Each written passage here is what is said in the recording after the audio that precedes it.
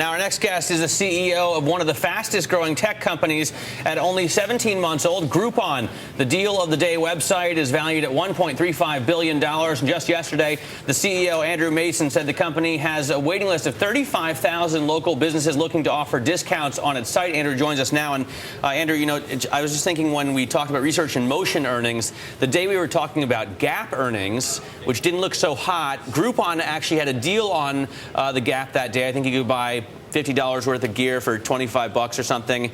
You guys drove $11 million in sales to that company.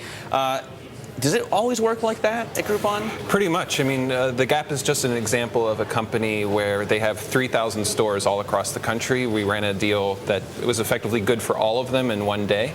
And so we saw an example of how powerful Groupon can be for a brick and mortar business. In one day, we sold almost 500,000 Groupons for this business. You say Groupons because it's like a coupon. The idea is like everyone gets together, and when you have those kind of numbers, you can get a discount. Right. Trying to slide in my new vernacular, you know, to has it made it to Urban Dictionary yet? We'll get there. But you're hoping.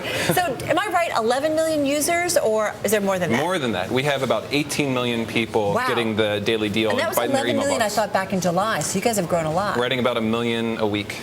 Wow. You expect that pace to continue? I hope so.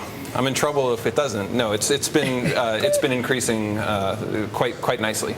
So you have 35,000 companies waiting.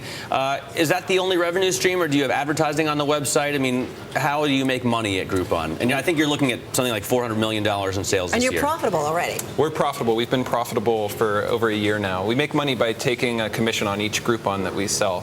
And that's one of the nice things for these businesses. They're used to, when they're doing advertising, paying a newspaper company or a television company up front without having any idea what the return is going to be.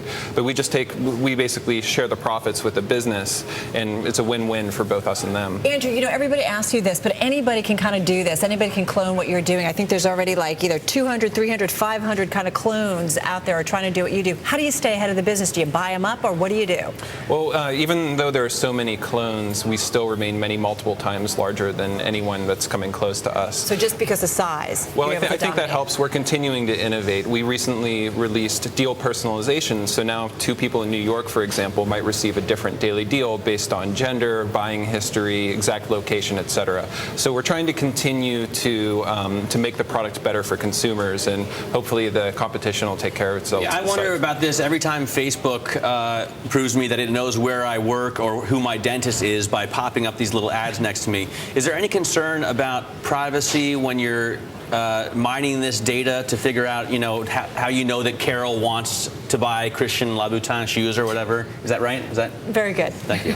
Well, we try to do is just be as straightforward with people about that as possible, and there hasn't been any issues with it. I think as Facebook is proving, times are changing with people's expectations around privacy. When you work with a retailer, I'm just curious because we mentioned 35,000 local businesses just kind of waiting to get involved with you guys. Do you lock in a deal with a retailer for a year or 2 years? Like, what do you do here to kind of lock them in, keep them away from the competition?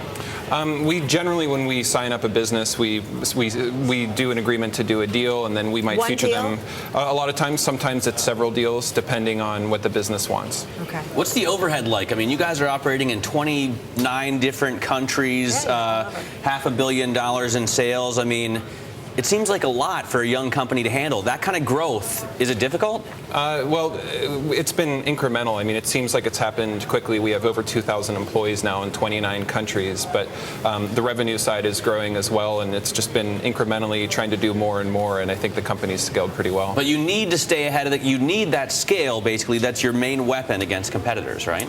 I mean, scale and innovation, and we're mostly just focused on making the product better and better for our merchants and our consumers, and we haven't seen, I mean, the main reason that businesses run with competitors is because Groupon turns them away. For every business we feature, we have to turn away 7 just because we only feature 1 deal a day. In terms of capital, you're profitable, so you can obviously kind of help yourself out, but I mean, whatever capital you need, you have access to, or do you need to bring in additional partners, perhaps deep-pocketed partners?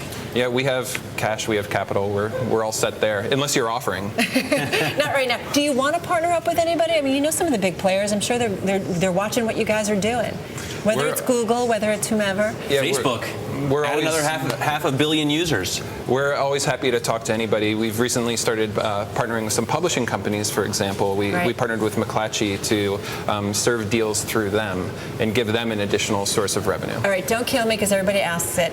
IPO? What, is it? I know you don't think about it, but you got to think about it a Just little bit. say no. We have to take a break. You want to say no? I'll say no.